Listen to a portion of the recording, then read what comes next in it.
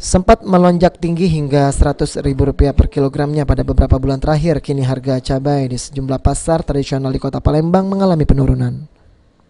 Berdasarkan pantauan tim PAL TV di lapangan dan menurut keterangan salah seorang penjual cabai di pasar kilometer 5 Palimo Palembang, Mayada mengatakan harga cabai merah keriting yang ia jual turun menjadi Rp40.000 per kilonya.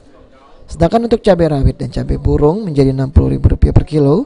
Turunnya harga cabai ini salah satunya disebabkan karena pasokan cabai dari petani cabai melimpah, yang menambahkan meski harga cabai saat ini turun, masyarakat yang membeli tetap berkurang hingga 40%. Kalau yang ini 40 keriting. Iya. Sebelumnya berapa sebelumnya? Sebelumnya pernah 80, 100. Terus sejak berapa? Kalau rawit 60, rawit cuko. Sekarang 60. Iya. Sebelumnya berapa? Sebelumnya sama kayak cabai merah, kadang itu 80, 100. Kalau cabai burung? Cabai burung 60. 60 ya. Iya. Sebelumnya berapa?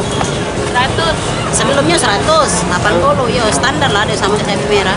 Kalau untuk stok cabai sekarang sama banyak tapi Banyak sekarang. sekarang. Iya, makanya dia murah turun kan. Oh iya. Iya. Heru Wahyudi, PAL TV.